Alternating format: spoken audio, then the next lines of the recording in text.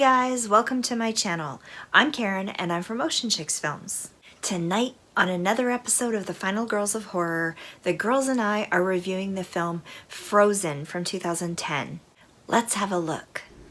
Frozen from 2010 is a horror thriller about three friends who get stranded on a chairlift high above the ground on a winter's night after a ski resort closes for the evening.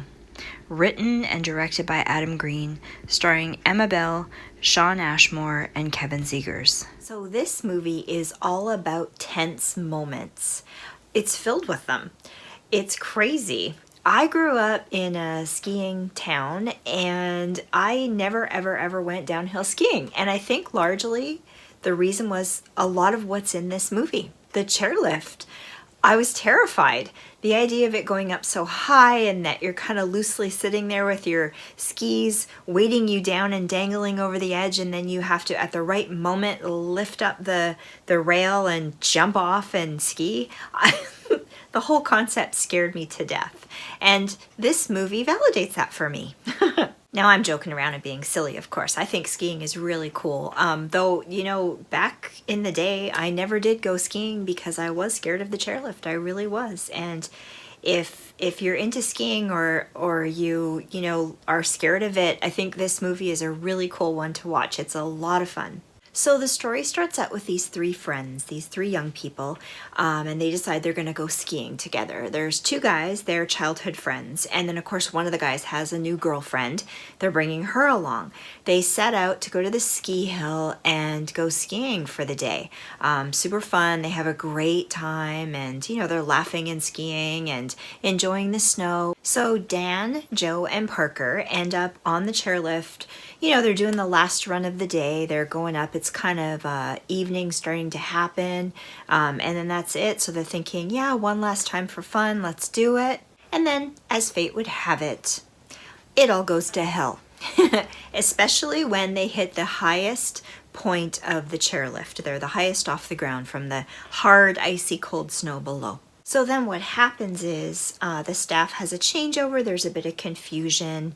They think everyone's off the lift and they forget to notice that these three kids are still up there, of course. And it's the end of the shift, shutting the machines down, booking it for the weekend.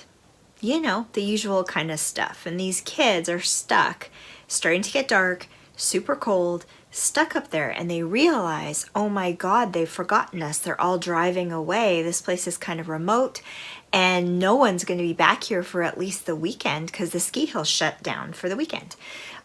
Weekend or week or something like that, but they know they're screwed at this point, and they start to joke about it, try to figure out what the hell they're going to do, thinking, you know, they can't have forgotten us. Somebody will notice and they'll come back and help us out. But lo and behold, no, that's not how it goes. They realize pretty quickly that no one's coming back. We're screwed. We're stuck here. We need to deal with this really quick. And suddenly they're in this survivalist situation. And this movie really puts your brain to the test. It really makes you think of, like, what would you do if you were in this kind of situation? Because I suppose it could happen. You know, what would you do?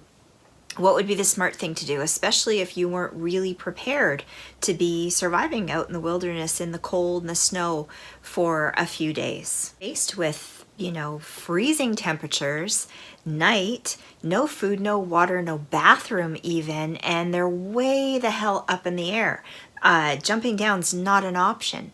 And to top it all off, they hear wolves in the distance. Yeah, wolves.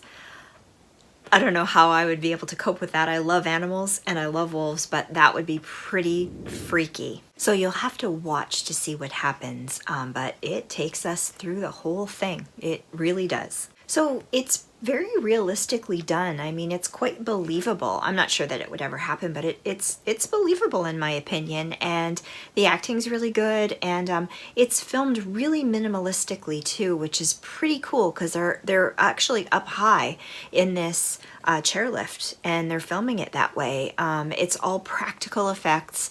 You know, to be honest with you, it's not super gory, but the tension is just something to put you right over the edge. although there are some gory parts to it. But like all practical effects, so it's very well done. It's a lot of a psychological thriller, I think, in my opinion, because you're left to kind of imagine what it would be like going through that. But you know me, that's my favorite kind of movies, are like that. So apparently it was filmed in Snow Basin near Ogden, Utah. I've never been there myself. Have you guys been there? Does anyone know of this place? It'd be cool to go check it out if I could one day. And it premiered at the Sundance Film Festival around that time period too. And fun fact, apparently they showed it in a few theaters, and in some of the theaters people actually fainted because the tension was so high. I can believe it. It's pretty on the edge of your seat, that's for sure. It was put out in quite a few theaters, and it did almost 4 million in the box office.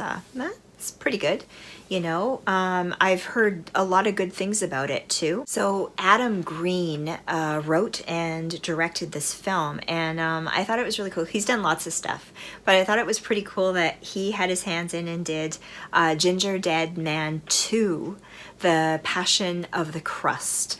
And I'm really curious to see Ginger Dead Men, the series, like the films. I haven't watched any of them yet, but I was talking about them over the holiday with some people, and I'd like to see them. I think that's really cool.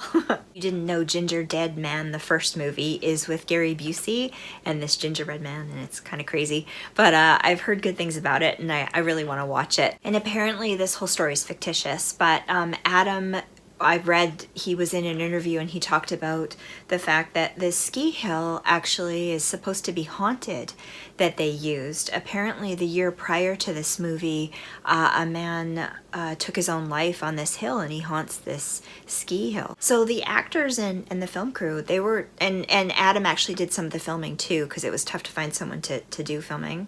But anyways, they were up 50 feet in the air most of the time. So like bathroom breaks and taking breaks, period, that kind of thing was pretty tough. So it was a grueling process for these actors. So you have to give them credit for going through that as well. It really adds to the film. Apparently, Adam usually uses this cameraman named BJ McDonnell. He usually uses him, or works with him. He's a friend, and he wasn't able to work on this movie because he was working on Rob Zombie's Halloween movie at the time. I thought that was really cool because I love Rob Zombie. So I really liked this movie a lot. I recommend it highly, and I love practical effects. You guys know I do, and it has just. It's really simplistic, but it's got so much tension packed in that it's a really enjoyable ride the whole way through. And it's free to watch on Tubi in Canada, a Canadian Tubi. You can stream it and that kind of thing too. And for my review, I'm going to give it 4 shark bites out of 5 because I thought it was that good. I really recommend that you guys look for it and have a watch. It's a really enjoyable movie. And don't forget to go check out the other gals' videos, Katie, Jen, Ashlee, and Breanna. Check out their reviews of this movie. They'll be great on their channels. I have them all linked in the description box below. And if you like this video, don't forget to give me a thumbs up because it helps me out a lot, and subscribe to the channel for more movie reviews, Final Girls of Horror, and more interviews too, because I got some more coming up real soon. I can't believe it's already the end of 2021. It's gone so fast. And I just want to wish you guys all a happy new year. Be safe out there. And I will see you again in 2022. Can you believe it? I love you all. Have a great weekend, guys. Bye.